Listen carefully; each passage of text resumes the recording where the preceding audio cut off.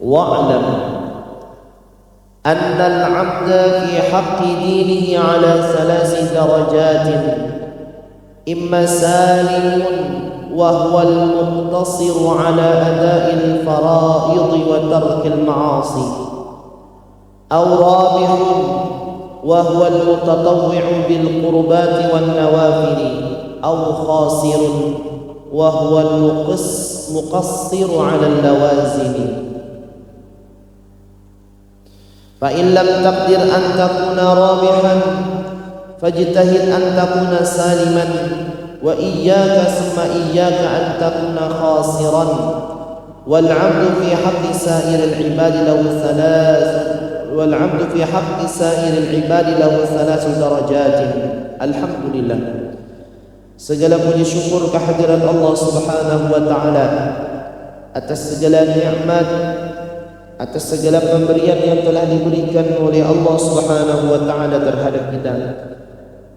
Salawat dan salam mudah-mudahan tersampaikan kepada Nabi kita Nabi Muhammad sallallahu alaihi wasallam, atas keluarga, sahabat, pengikut beliau ila yaumil qiyamah. Allahumma salli wa sallim ala sayyidina Muhammad wa ala ali sayyidina Muhammad.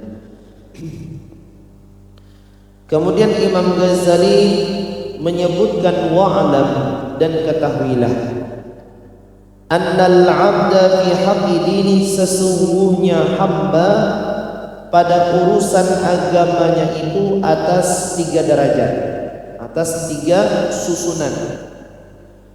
Yang pertama, hamba yang dikatakan salim, selamat, yaitu orang yang mana hidupnya terfokus mengerjakan, menunaikan yang fardu-fardu saja dan meninggalkan maksiat kepada Allah. Ini salim. Nomor 2 di atas daripada salim, yang pertama salim, di atasnya lagi lebih baik daripada salim adalah rabih, orang yang banyak ujungnya, yaitu orang yang menyampaikan, menunaikan yang fardu-fardu dan juga menunaikan yang sunat-sunat bil qurbati wan nawafil, dengan mengerjakan ibadah-ibadah yang sunat. Nomor 3 adalah khasir. Arti khasir itu adalah muqassiru 'anil lawazim, orang yang lalai, orang yang tidak menunaikan daripada yang kepastian, yaitu kefarduan yang telah diwajibkan oleh Allah Subhanahu wa taala. Apabila ujar Imam Ghazali engkau tidak mampu untuk menjadi orang yang paling istimewa, yaitu rabih, orang yang banyak berhujung, maka paling tidak engkau menjadi orang salim, orang yang selamat. Dan berhati-hatilah ujar Imam Ghazali, engkau menjadi orang yang rugi. Nah, jadi beliau membagi di dalam kehidupan kita ini, selama kita hidup di dunia, itu ada 3 bagian, 3 kelompok hamba Tuhan ini. Yang paling bagus adalah rabih namanya, orang yang banyak berhujung banyak. Istilah berdagang, hujungnya dapat banyak setiap hari. Nang didagangkan barangnya kada banyak, tapi alhamdulillah payu dan berhujung. Itu nang kita cari. Dan di dalam kehidupan kita ini pasti kita mencari sesuatu yang untung, entah untung dari segi dunianya atau akhiratnya. Kenapa orang tuh hakun bagawi jadi tukang, hakun berdagang, hakun bahuma, dengan harapan di dalam hatinya ia hendak mendapatkan untung, mengambil upah bertukang. Nam diharapkannya adalah yang paling utama adalah upah daripada betukang. Berdagang harapannya nang diambilnya adalah ujung daripada dagangan. Madam jauh-jauh misalnya mandulang nang diharapkannya adalah untung dari mendapatkan nang dicari, yaitu emas misalnya. Bahuma setiap tahun harapannya adalah memperoleh banih nang bagus dan bahujung. Itu sebenarnya manusia nang dicarinya adalah nilai keuntungannya. Ini urusan duniawi kita.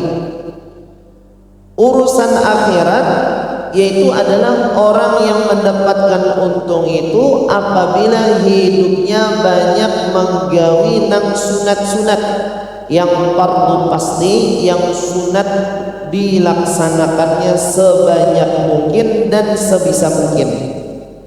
Apa yang sunat? Misal yang sunat sembahyang sunat subuh, ini sunat hukumnya. Ujar Nabi, rakaatan fajri khairun minad dunya wa ma fiha. 2 rakaat menggawi sembahyang sunat 2 rakaat itu lebih baik pemberian Allah daripada dunia dan segala isi-isinya. Jadi bila kita nih setiap hari tagami sembahyang sunat subuh 2 rakaat, kita itu hari itu paling sugih sudah di antara orang yang sugih.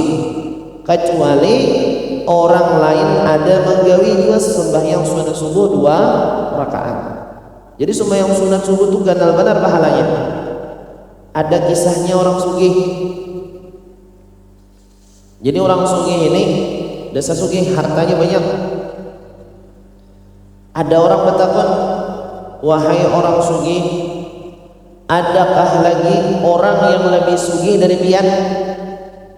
Ujar pertanyaan orang tadi, adakah orang yang lebih sugih lagi daripada pian? Ujar sidin, ada orang yang lebih sugih daripada aku.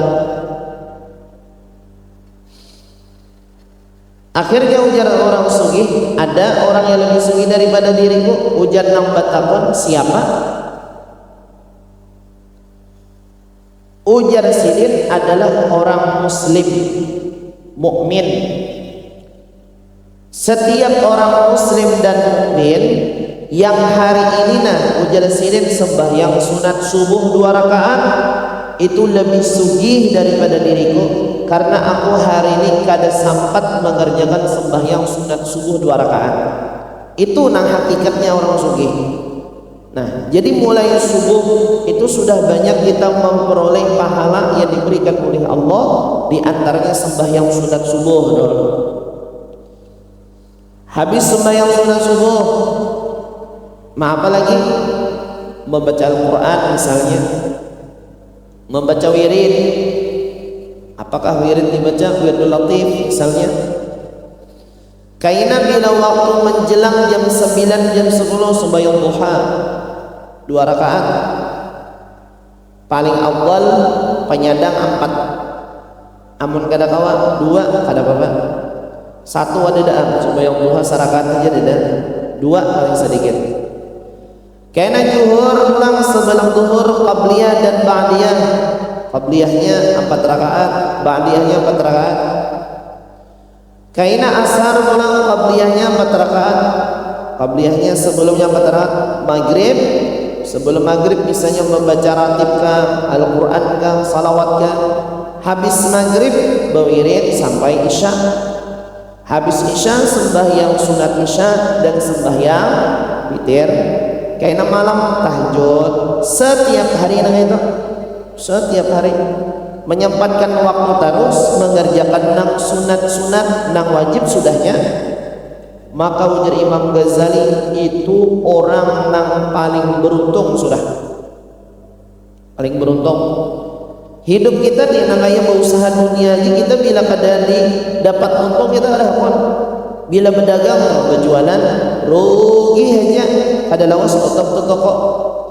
Apa gunanya buku toko amun pakai jangan ruginya?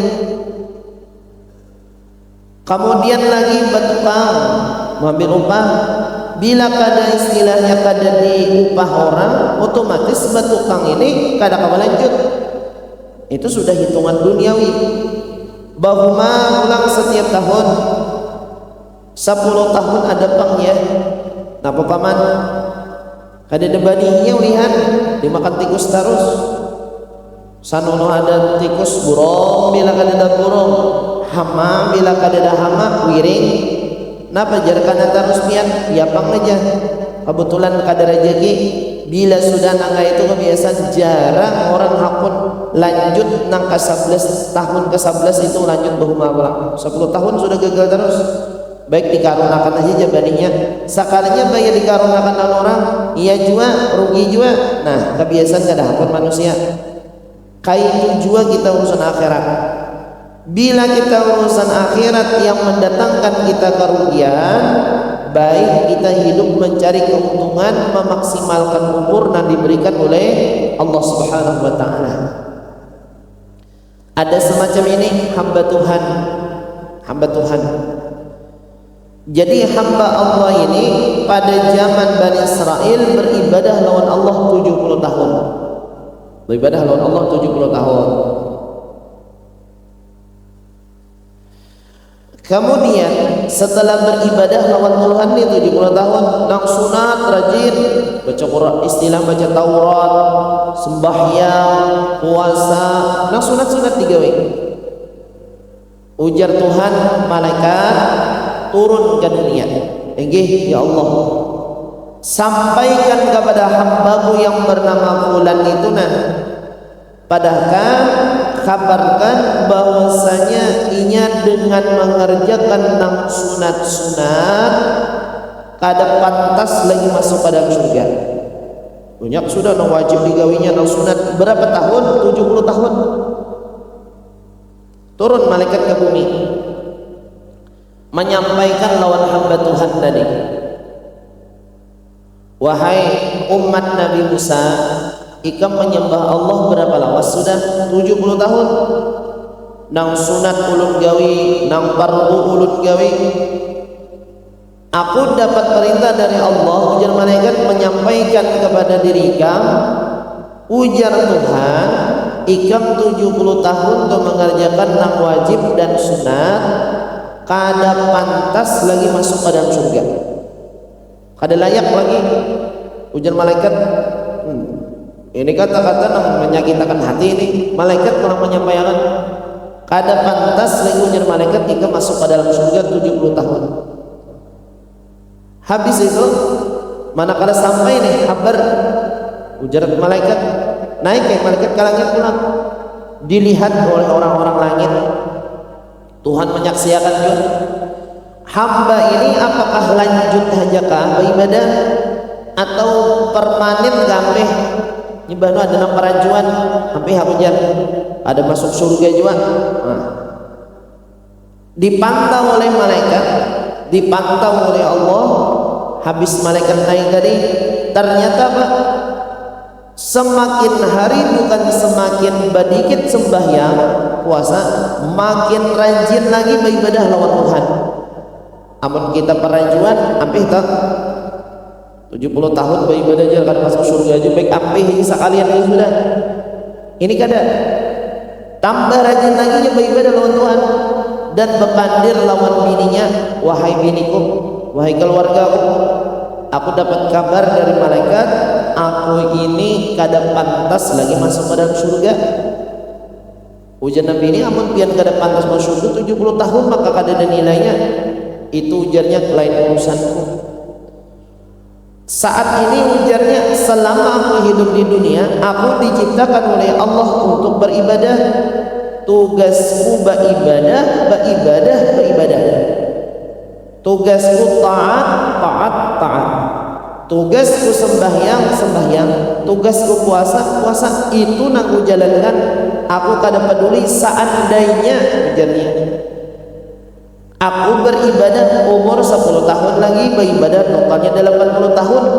Misalnya ditetapkan masuk ke dalam neraka, aku rela. Karena memang tugasku adalah untuk beribadah. Masalah masuk surga dan masuk neraka itu urusan Tuhan, lain urusan. Habis mengatakan lawan keluarganya itu langsung apa?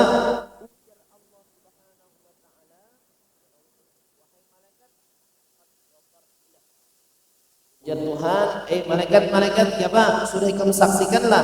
Inggih ya Allah. Ujar malaikat, orangnya jangankan ya Allah maraju, tambah rajin lagi beribadah. Dan ia mengatakan, ulun kada peduli masuk surga dan masuk neraka, itu urusan Allah. Yang penting aku tugasnya melaksanakan ketaatan lawan Tuhan. Ujar Tuhan, qad ghafartulah, ku ampuni dosa-dosanya. Bila orang diampuni dosa, berarti sudah disediakan oleh Allah Subhanahu wa taala surga. Akhirnya dapat surga juga.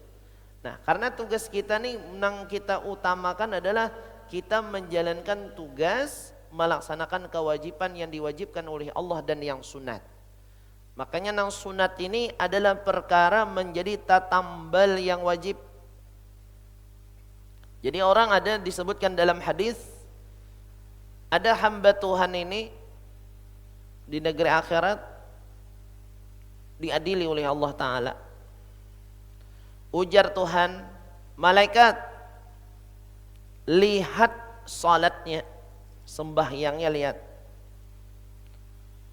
Ternyata dilihat sembahyang tadi dihitung, dilihat, ternyata ujar malaikat, ya Allah sembahyangnya banyak kurang, 5 waktu nih banyak kurang, banyak lalai ya Allah, banyak tegawi di dalam sembahyang, pikiran-pikiran dunia ya Allah.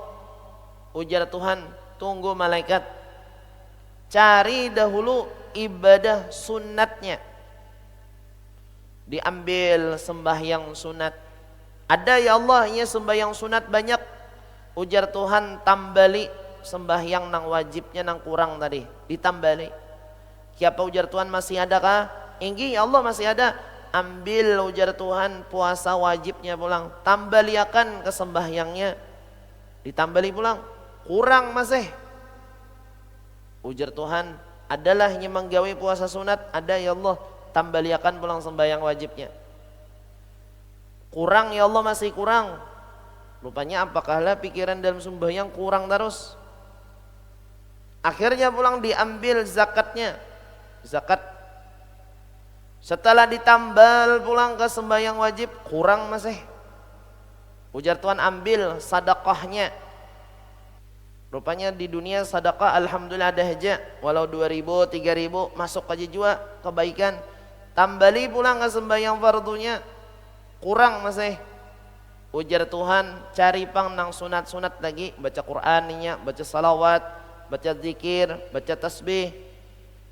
Andak pulang ditambali, ditambal pulang. Habis ditambal kurang masih. Nah, ujar Tuhan apa nih? Kurang terus. Habis itu ujar Tuhan, adakah lagi amal-amal sunatnya? Habis ya Allah. Nang fardu habis juga.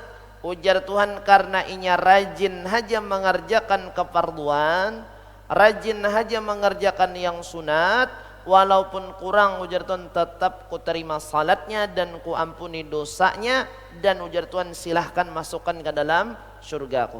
Ini dengan sebab rajin beribadah. Makanya kita munkawa di dalam kehidupan kita ini nomor 1 adalah orang yang mendapatkan untung. Ujar Imam Ghazali, untung. Apa itu?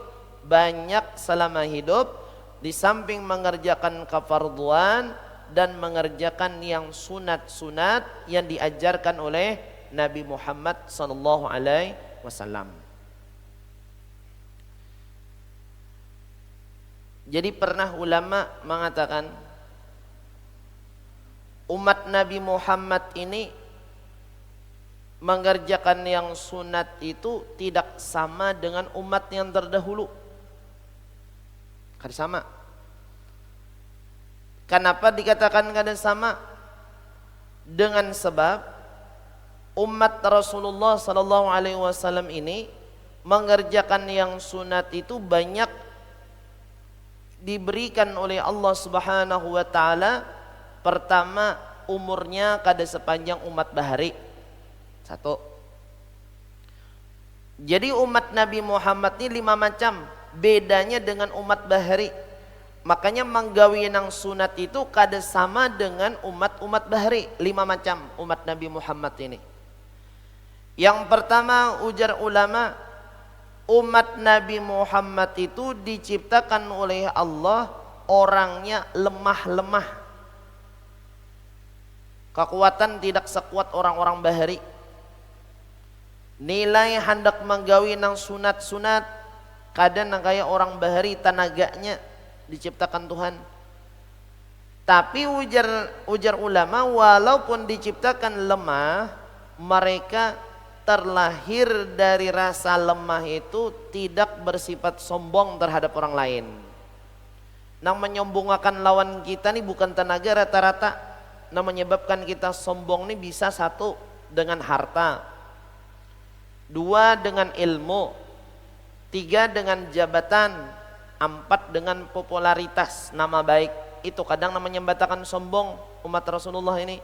Tapi kalau masalah tenaga, kita kada kau menyombongkan. Kekuatan badan kita nih kada sama dengan umat nang dahulu. Gancangnya, kekuatannya, kemudian lagi berdirinya, berjalannya kada sama dengan umat yang dahulu. Yang menyebabkan sombong ini 4 macam aja. Harta, ilmu, jabatan, dan popularitas, nama. Dan masuk lagi nasab keturunan yang bagus. Tapi kalau kekuatan rata-rata sama. Paling kawa kita nih istilahnya mengangkat bani sakarung. Itu harus benar. Amun sampat tuh memangkat 2 karung. Oh itu asak jarang ada manusia yang kayak itu mengangkat bani 2 karung. Umat bahri kayak Nabi Musa diceritakan ketika di Madian membantu anak Nabi Syuaib untuk memberikan minum ternaknya, itu nang menggeser tertutup sumur itu orang 15 orang menggesernya, rupanya entah terbuat dari batu atau dari besi. Nabi Musa saurangan aja menggeser, tergeser. Siapa kekuatan Nabi Musa? Beda benar lawan kita. Jadi kita diciptakan oleh Allah lemah, tujuannya supaya di hati kita tertanam tidak sombong terhadap orang lain dengan kekuatan yang diberikan oleh Allah. 1, kekuatan kita kurang. Jadi ibadah nang sunat itu kita kada sebanyak orang-orang dahulu. Nomor 2, umat Nabi Muhammad ini diciptakan oleh Allah, perawakannya jarang ada nang tinggi dan ganal. Paling tinggi 180, itu hebat sudah. 200 itu ngalih mencari 210 ngalih. Umat-umat yang bahari tinggi Nabi Adam itu 30 meter tingginya, 60 hasta 30 meter. Masjid ini ada sampai nah kayaknya 30 meter.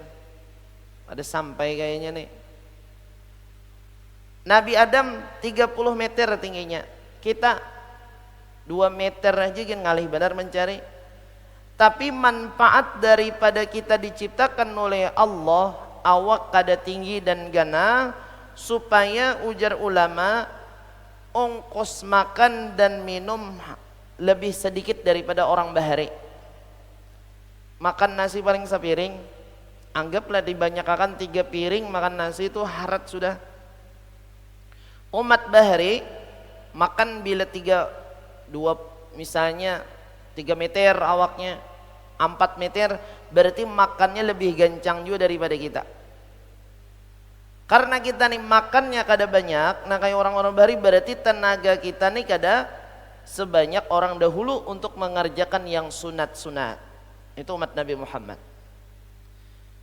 Kemudian yang nomor 3, kita mengerjakan yang sunat, ibadah-ibadah sunat tidak sebanyak orang-orang bahari. Di antaranya umur kita ini rata-rata kada ada nang panjangnya. Umur pulang kada ada nang panjangnya. Berapa kebanyakan umur umat Nabi Muhammad? ujar Nabi antara 60 dan 70.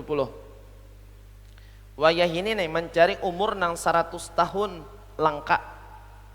Jarang ada. Jika kita tuh bakal hendak masalah umur, kira-kira sakampungan itu hendak nang 100 tahun berataan jika kau memilih. Tapi umur ini pemberian Tuhan. Ada nang umur 60 tahun, alhamdulillah masih panjang aja. Ada nang 30 tahun sudah ada juga nang meninggal. Umur sedikit berarti ibadah kadang kayak umat bahari lawasnya. Nabi Adam umurnya 1000 tahun, bandingkan kita kada sampai 10% Nabi Adam umur. Nabi Nuh umurnya 1100 tahun. Nabi Musa umurnya amun kada salah 400 tahun. Kita cuman 60, itu sudah alhamdulillah benar sampai 60 tuh. Karena bandingnya 400 lawan 60 berarti sebanyak-banyaknya ibadah umur 60 kada kawa menandingi orang yang umur 600.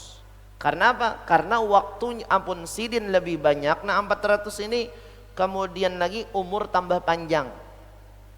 Walaupun kita ditakdirkan oleh Allah umur kada panjang, manfaatnya masih ada, dosa lebih sedikit.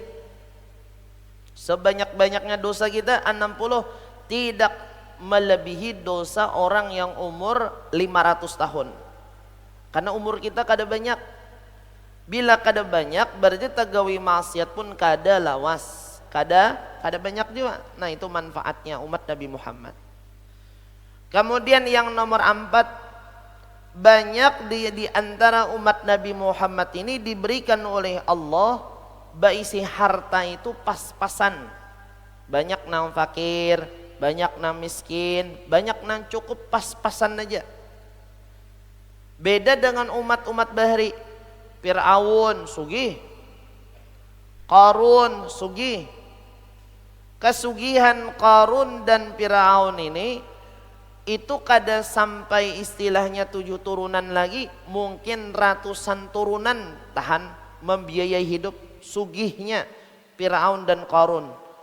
Tapi masih ada manfaat, walaupun kita diciptakan oleh Allah fakir, supaya hisapnya di akhirat kada tapi banyak manfaat masih. Kemudian lagi kita diciptakan oleh Allah terakhir pulang. Umat terakhir, umat pahabisan. Apa manfaat kita diciptakan oleh Allah menjadi umat pahabisan? Supaya kita menghadangi hari kiamat kada terlalu lawas benar. Nabi Adam lawan kita berapa ribu tahun sudah sidin dikubur. Umat Nabi Nuh berapa puluh ribu tahun sudah dalam kubur. Kita masih hidup saat ini. Dan kita tidak mengetahui hari kiamat itu kapan terjadi. Apakah 1000 tahunkah lagi? Apakah 500 tahunkah lagi? Kita kada mengetahui. Tapi untung kita terakhir diciptakan oleh Allah, jadi kada lawas benar menghadangi di dalam kubur. Jadi alasan Allah menciptakan umat Nabi Muhammad, ada nang lemah, ada nang fakir, umur kada panjang, kemudian lagi di dalam kehidupan awak badan kada tinggi kada ganal, masih ada manfaatnya. Dengan sebab itulah kita ibadah-ibadah sunat tidak sebanyak orang-orang bahari. Tapi Tuhan adil, Tuhan baik. Walaupun kita misalnya umur kada panjang, walaupun badan kita kada tinggi, walaupun pulang kehidupan kita pas-pasan, tapi urusan ibadah sunat walaupun kada banyak menggawinya, tapi pahalanya nang dibanyaki Tuhan. Itu kebaikan Allah Subhanahu wa taala. Istilahnya upahnya. Bagawi satu mat upah sing banyakan. Bagawi misalnya dari jam 8 sampai jam 5 sore upahnya 100 gram emas setiap hari, capat benar sugih kayak ini. Jadi sehari bagawi 100 gram dapat gaji. Bagawi lawas kada tapi hadiahnya banyak. Nah ini nang kita harapkan umat Bahri buhannya memang panjang umur, ibadahnya banyak, tapi hadiahnya kada banyak. Gajinya kada banyak bila begawe dari jam 9 sampai maghrib, upahnya 200.000 Bang, 200.000 rupiah misalnya. Sudah sesuai dengan waktunya. Tapi umat Nabi Muhammad ini bila begawe dari jam 7 sampai maghrib, upahnya kayaknya 50 gram emas, 30 gram emas. Biar saja kita umurnya kada panjang, tapi pemberian hadiah dan gajinya banyak-banyak. Itu khusus diberikan kepada umat Nabi Muhammad SAW. Mana buktinya? Ada ayat yang menyebutkan di antara amal yang nilai pahalanya banyak atau nilai hadiah gajinya banyak. Inna anzalnahu fi lailatul qadri wa ma adraka ma lailatul qadar. Lailatul qadri khairum min alfi syahr. Itu Allah sudah memastikan. Barang siapa ujar Tuhan beribadah satu malam daripada malam Lailatul Qadar, cuman setahun sekali aja nih terjadinya. Beribadah, sembahyang tarawih, ibadah. Sembahyang subuh, ibadah. Sembahyang isya, ibadah. Maghrib, ibadah. Bersedekah, baca Al-Quran, baca salawat malam Lailatul Qadar. Itu ujar Tuhan, inya beribadah lebih baik daripada 83 tahun 4 bulan. Seandainya umat-umat Bahri istilahnya protes lawan Tuhan, ya Allah, nyamannya umat Nabi Muhammad beribadah semalaman aja maka 83 tahun 4 bulan, persamaannya malah lebih daripada itu. Ujar Tuhan, tasarahku aja, aku kalau nang sugih, aku memberi buah nikam sudah banyak. Ujar Tuhan, umur panjang sudah, badan kuat sudah, badan kuat, umur panjang, badan ganal-ganal. Kemudian lagi diberikan oleh Allah Subhanahu wa taala banyak nang sugih. Umat Nabi Muhammad di bawah ikam barataan, tapi ujar Tuhan, barang pahalanya nang banyak. Ini nang dicari. Istilah kata, walaupun kita kada anak pertama nang disayangi kuitan, tapi kita banyak diberikan kuitan apa? Warisan. Warisannya banyak, walaupun anak terakhir tapi warisannya banyak, yaitu umat Nabi Muhammad SAW. Jadi urutan pertama tadi selama kita hidup, nang kita cari tadi apa dulu? Nang utama menjadi orang bauntung, yaitu banyak mengerjakan nang wajib dan yang sunat. Itu nomor 1.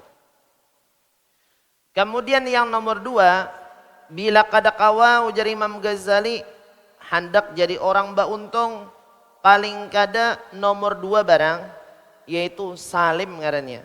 Arti salim ini selamat, bahujung banyak kada, tapi istilahnya bausaha itu kembali modal.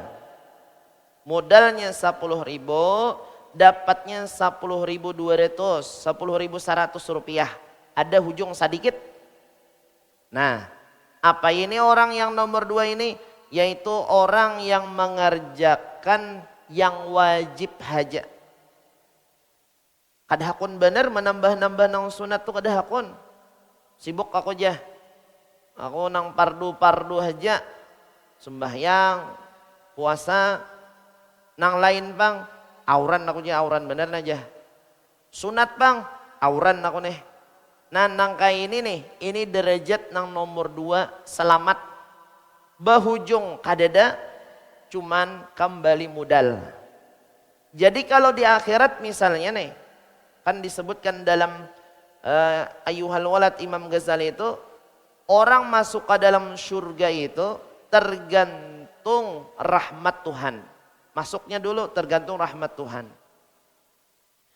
Tapi bila urusan di dalam surga, martabat derajat manusia nih, itu tergantung ibadahnya waktu di dunia. Makin baik ibadahnya di dunia, makin baik derajatnya di dalam surga. Tergantung itu enak. Jadi nang banyak menggawe nang sunat, derajatnya tak bagus.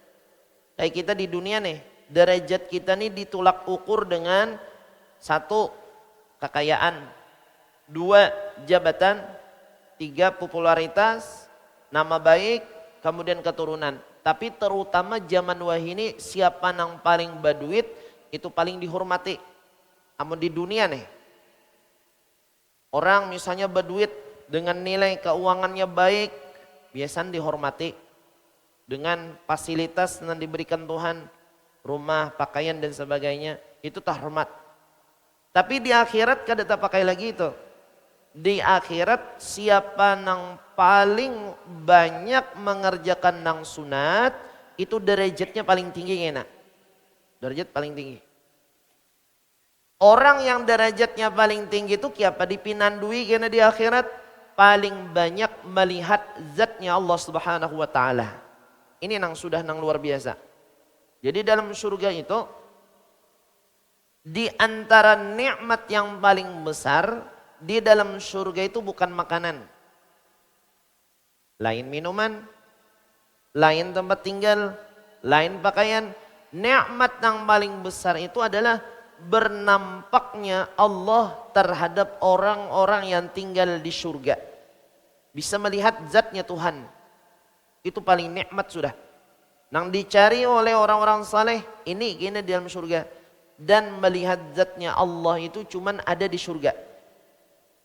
Nah, untuk melihat zatnya Allah itu tergantung amal.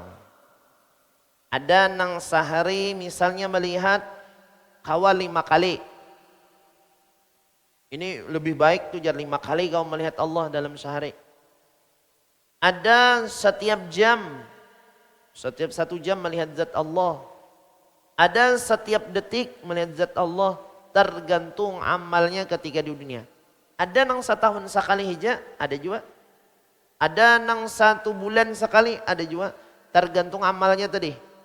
Cuman masuk ke dalam surga semua dengan sebab rahmat daripada rahmatnya Allah Subhanahu wa taala.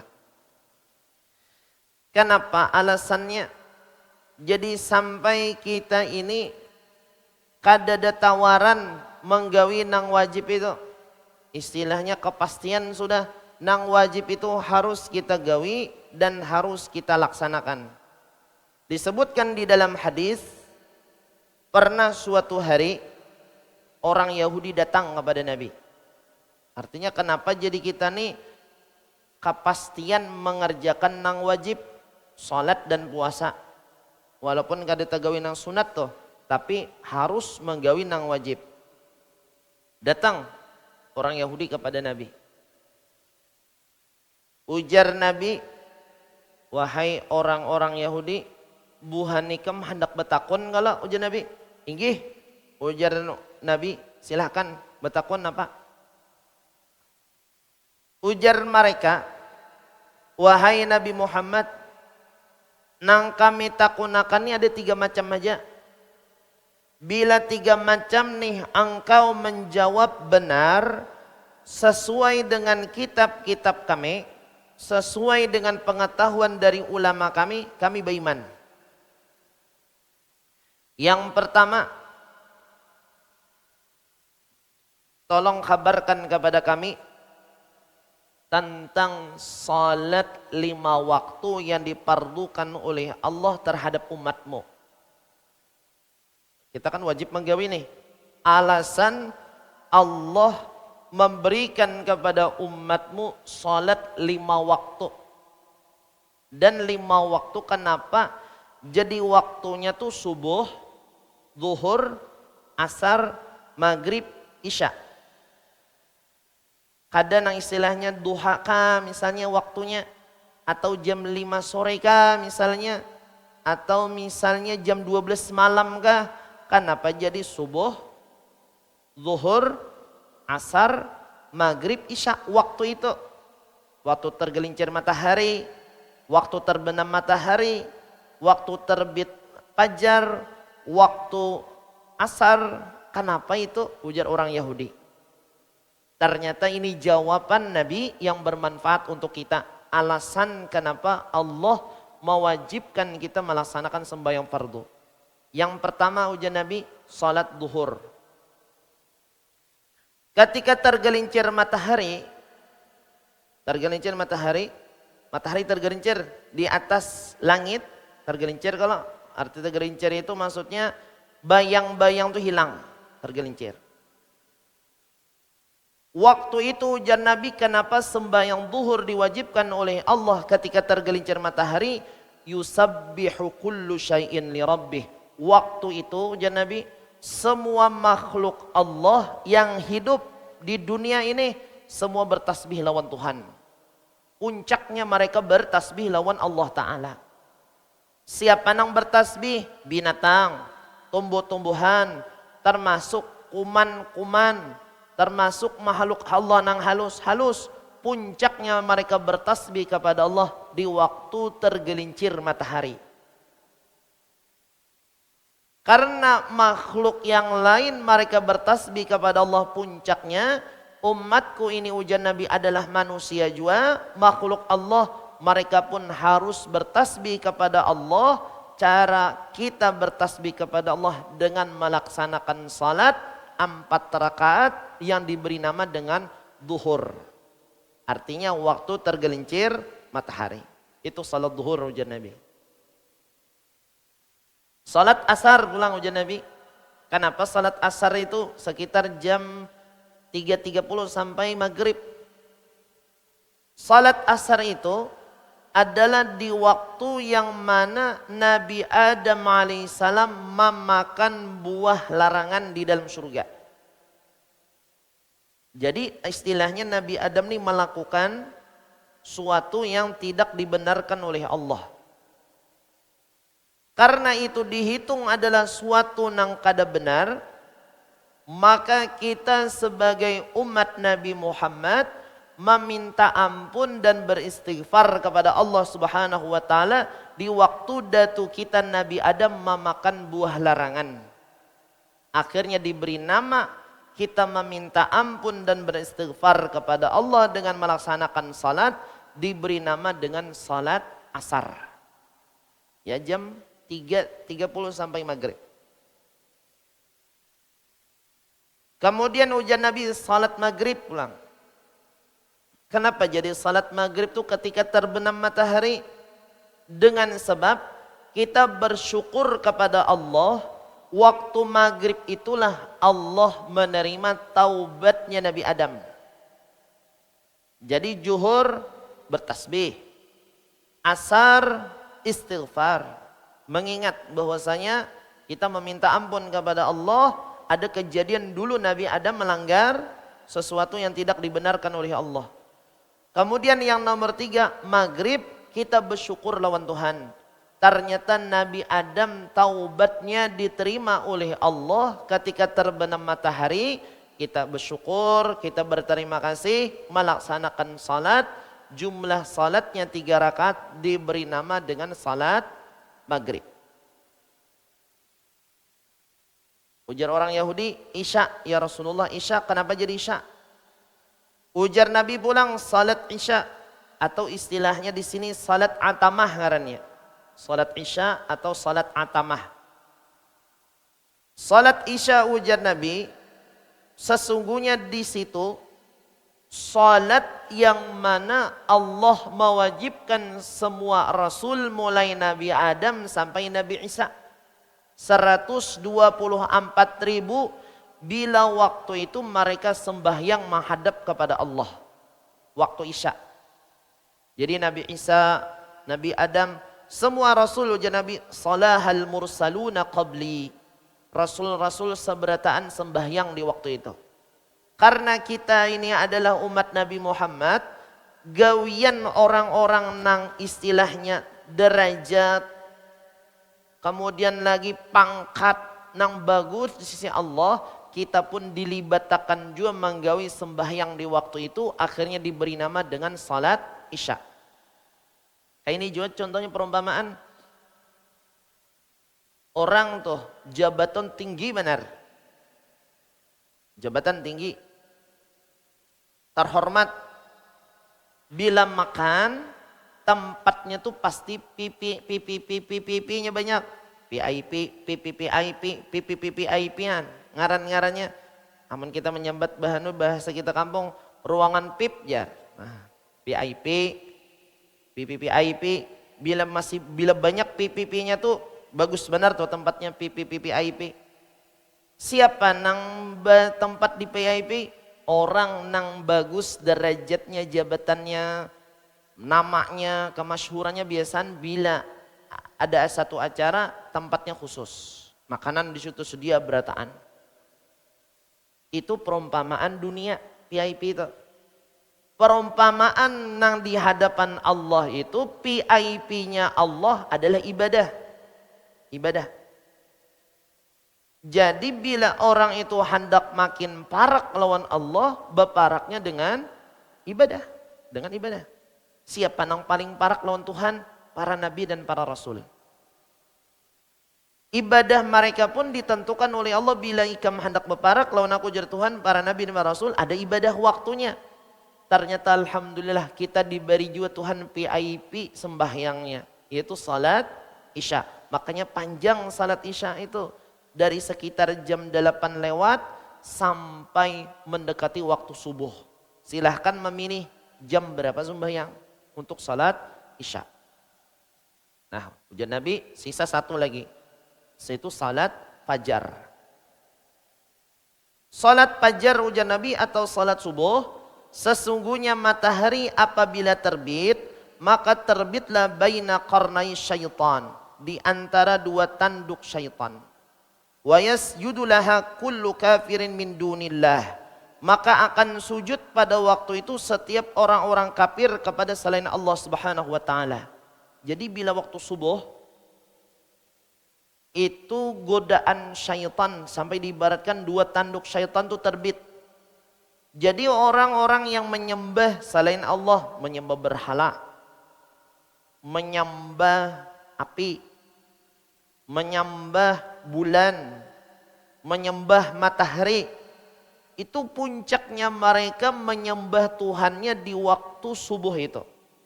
Subuh.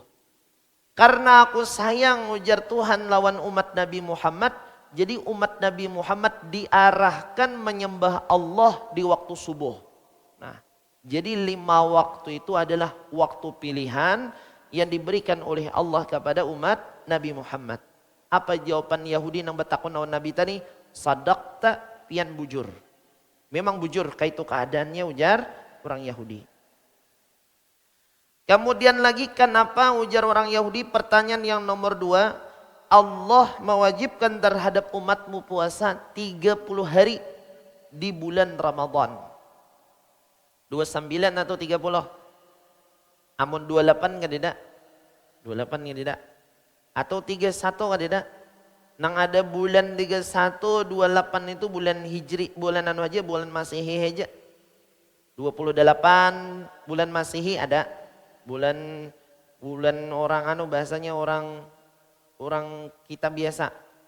Bulan Hijriah ada 28. Kenapa ujar orang Yahudi ya Rasulullah?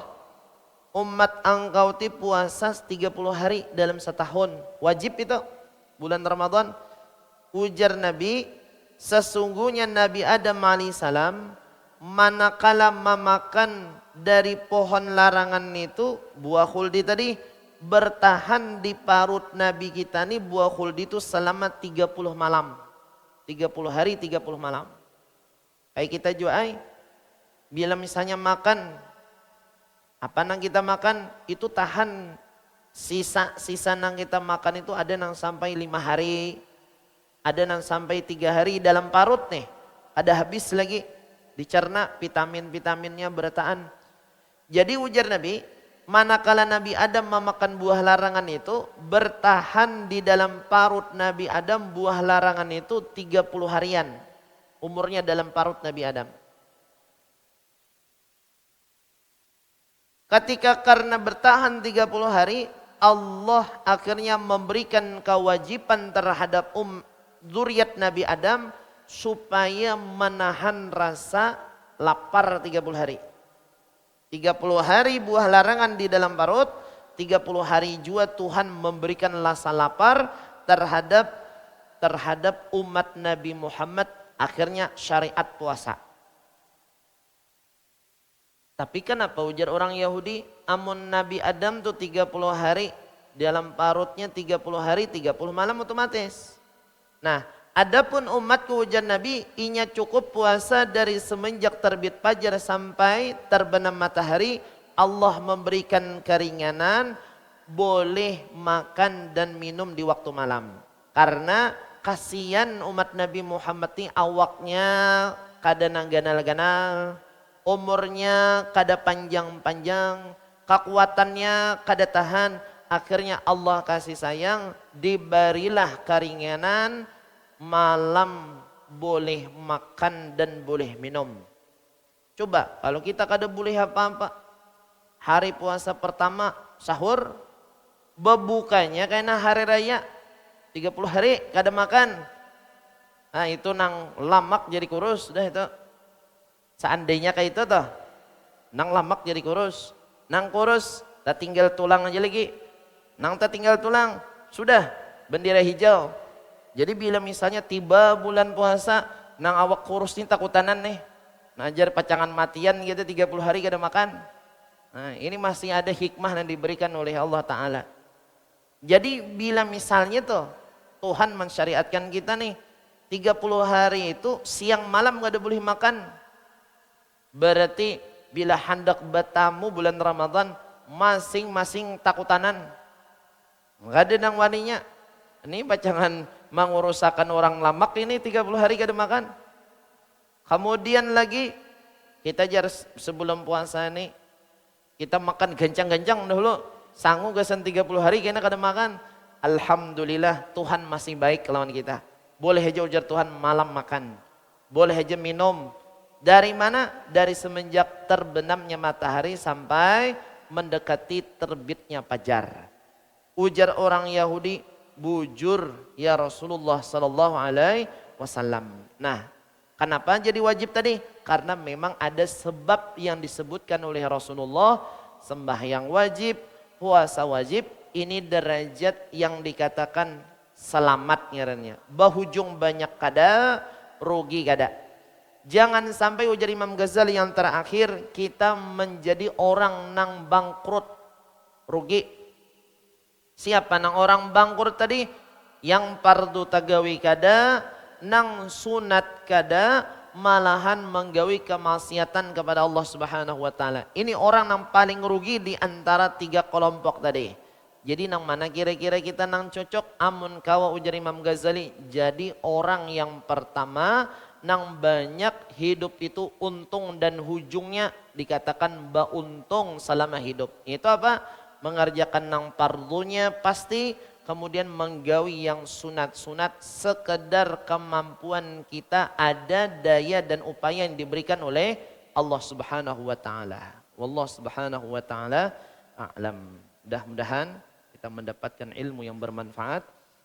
Segala hajat kita dikabulkan oleh Allah Subhanahu wa taala, segala dosa-dosa kita diampuni oleh Allah Subhanahu wa taala. Dan mudah-mudahan kita diberikan oleh Allah sehat, afiat, panjang umur, selamat dunia, selamat di negeri akhirat. Dan mudah-mudahan kita semua dimatikan oleh Allah dalam keadaan husnul khatimah. Amin ya rabbal alamin. Wa ila hadrat Nabi Al-Fatihah. Bismillahirrahmanirrahim. Alhamdulillahi rabbil alamin. Ar-Rahmanir Rahim. Maliki yaumiddin. Iyyaka na'budu wa iyyaka nasta'in. Ihdinas siratal mustaqim.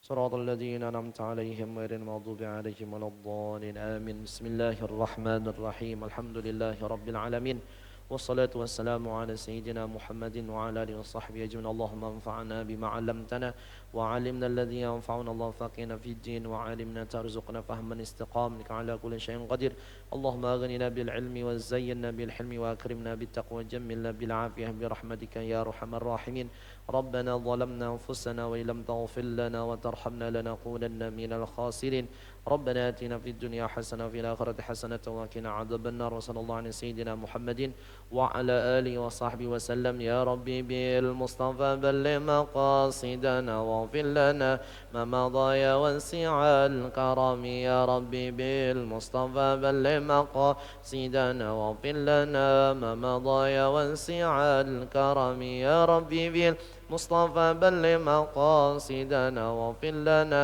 ما مضى يا واسع الكرم والحمد لله رب العالمين إن الله وملائكته يصلون على النبي يا أيها الذين آمنوا صلوا عليه وسلموا تسليما اللهم صل على محمد اللهم صل عليه وسلم اللهم صل على محمد